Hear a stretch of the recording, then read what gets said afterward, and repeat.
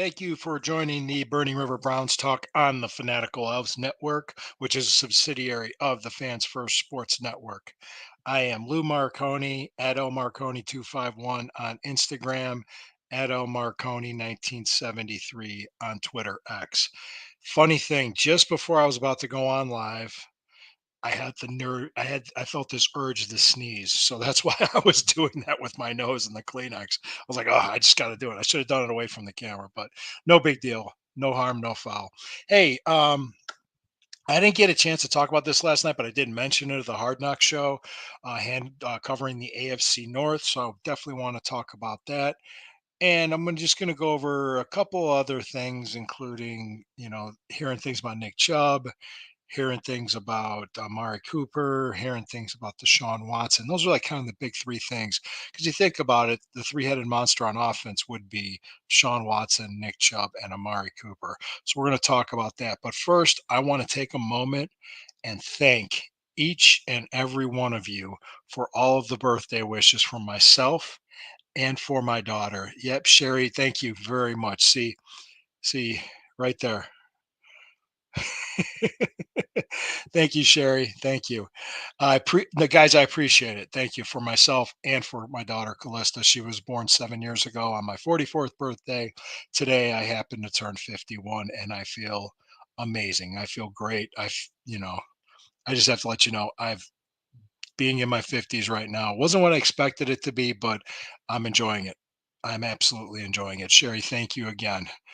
Thank you, thank you, thank you. But without any further ado, we do have some bills to pay, so I do have to pause for a word from our sponsors right now.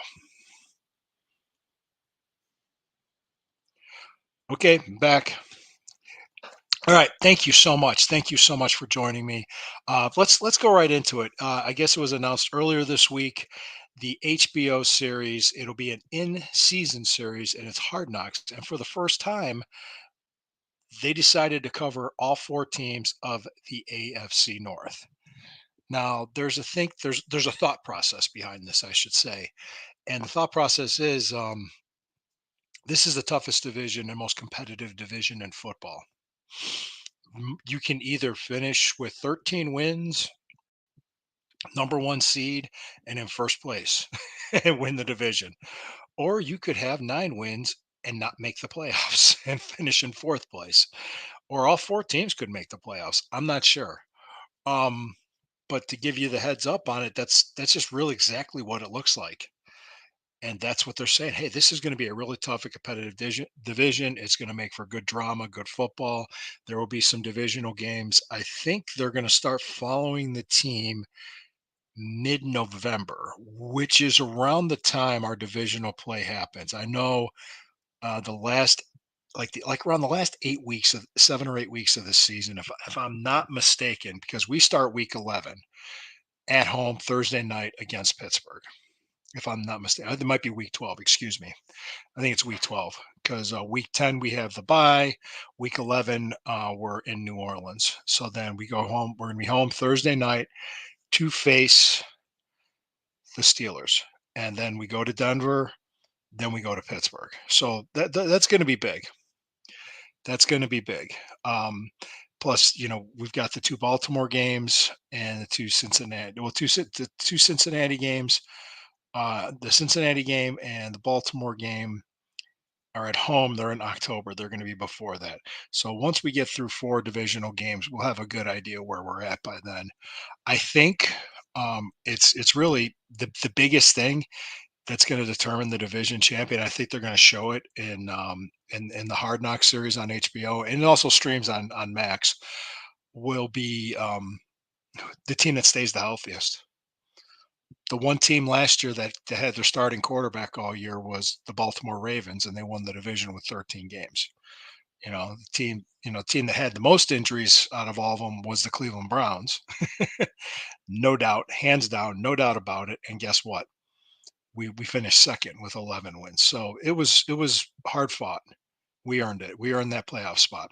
So with that being said, there's also, if I'm not mistaken, the offseason one will be with, if I'm not mistaken, it's with the New York Giants, that's going to be airing in July, and the August one that's going to be airing will be with the Chicago Bears in camp, Hard Knocks in camp. So the in season is just going to be the whole AFC North. So there's going to be camera crews following around each team throughout the whole thing, and I think it's going to be interesting to see. And when I say Hard Knocks for hard fans, I mean the Cleveland Browns fans. We are we have to have the thickest skin imaginable to deal with what we've dealt with and to still show up and support our team. That's just me saying hard knocks for hard fans. Yeah, we're hard fans. And we deserve that. We deserve that. And Sherry thinks it's going to be fantastic TV. I agree. I think it's going to be fun to watch. I think it's going to be very interesting to watch. I can't wait for this season to start. It's going to be a great time for everybody. So I appreciate that.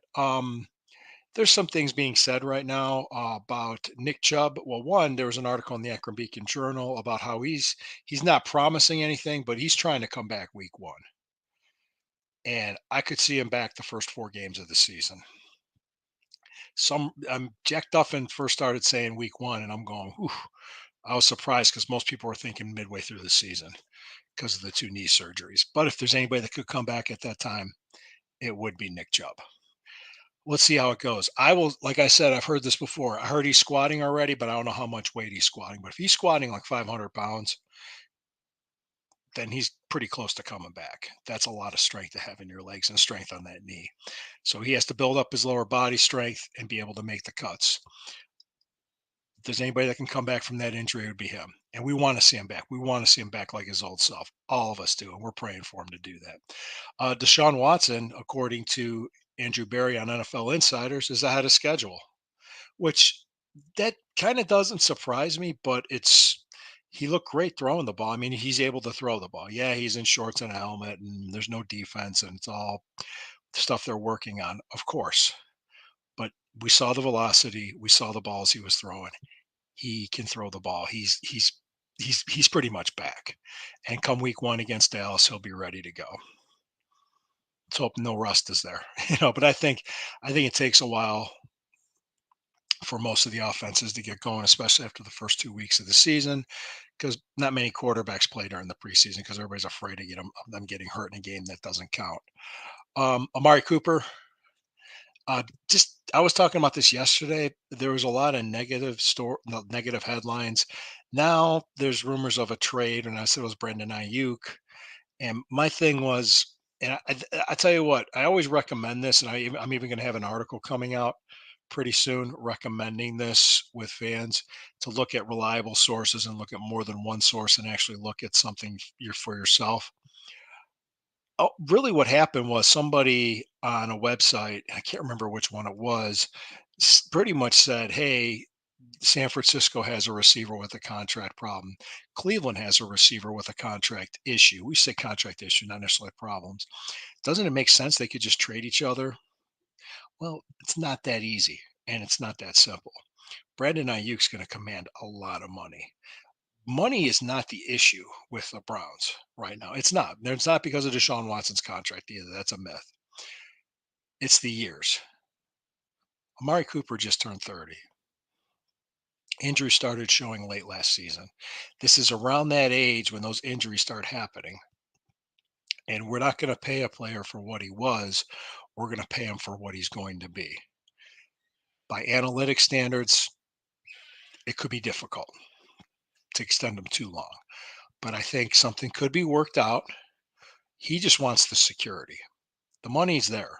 The money is not the issue. It's the length of the security. That's what I heard from more than one reliable source.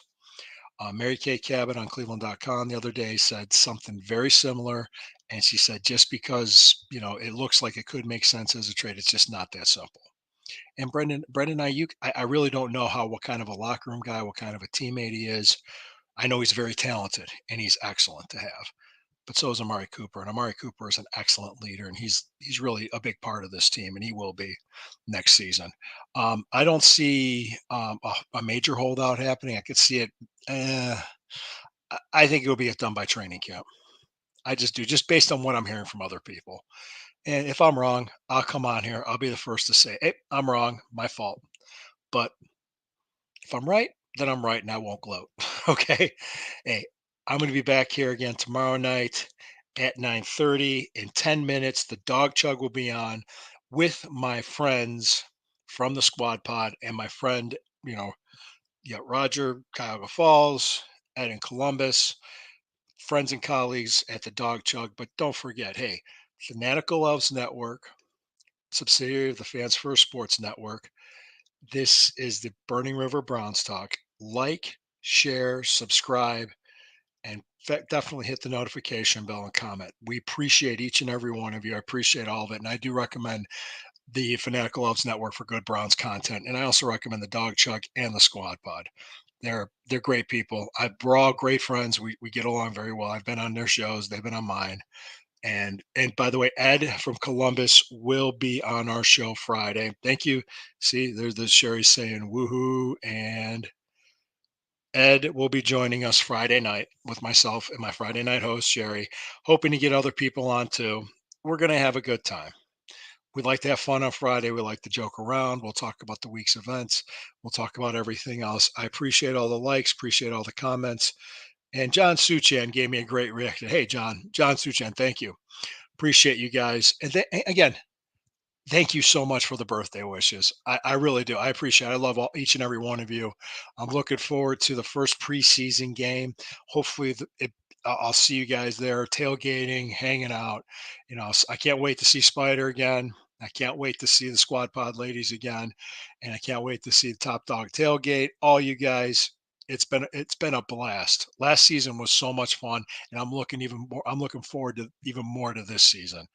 Always remember, always remember, when the river burns, it burns brown and orange. I will see you tomorrow night at my new time of 9:40 p.m. Have a wonderful night. See you tomorrow.